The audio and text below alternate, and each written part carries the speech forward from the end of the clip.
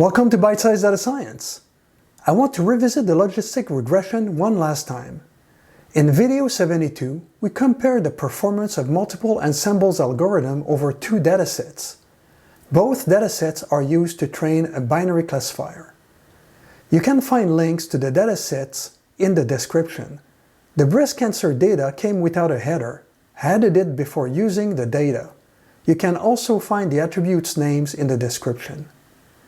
The Titanic dataset has 6 attributes available for training, and the breast cancer study has 30. The results were that the random forest classifier had the best accuracy for the Titanic data, and the gradient boosting classifier was the best for the breast cancer study. How would logistic regression fare against these algorithms? I am using the IBM Watson Studio environment to compare the algorithms. If you are interested, you can find a link in the description on how to create a free account for that platform. I am using a tool that is part of my IBM Watson Studio cloud environment, AutoAI. As part of the setup, I also needed to add a free Watson machine learning service that is required for the use of AutoAI. I've already created the AutoAI experiments, but I want to show how easy it was to do. I start with adding an AutoAI experiment. I give it a name and create it. The first step is to select the training data.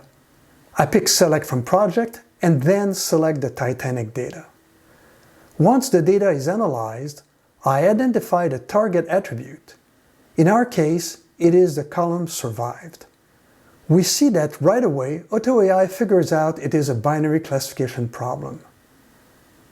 Since I'm using AutoAI to compare specific algorithms, I need to modify the settings. I go to the Prediction tab and select only the 4 algorithms I want to test.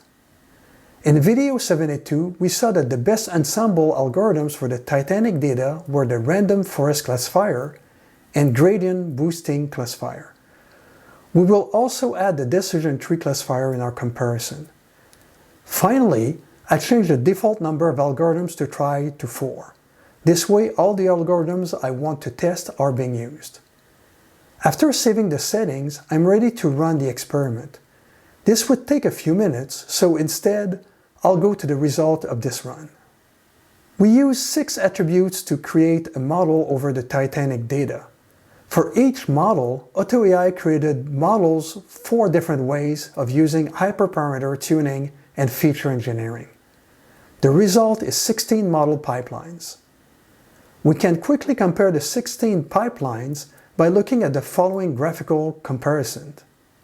We see all the important metrics from accuracy to precision and recall. We can also look at the details for each pipeline.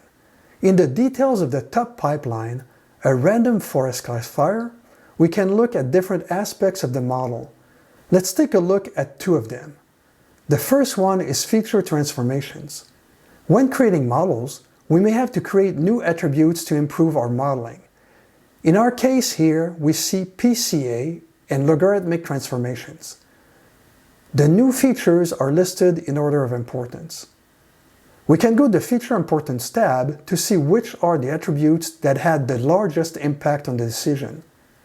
From the original features, we see that sex and P-class have the most impact.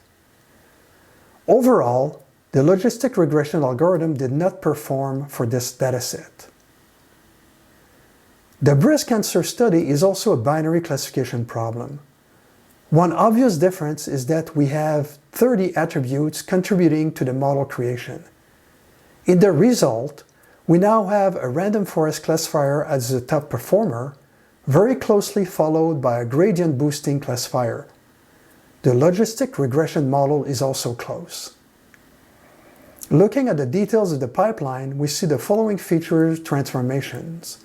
Most of the transformations are product of attributes. Looking at the feature importance, we see that all the important attributes are from the feature engineering. One more thing. AutoAI allows us to save the model as a notebook.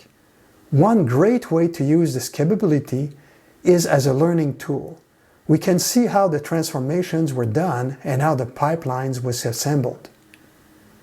There are a lot of subtleties that go into model creation, and the dataset impacts which algorithm performs best. Having tools to assist us to do this can save significant amount of time and effort. See you next time on Bite Size Data Science, and don't forget to subscribe.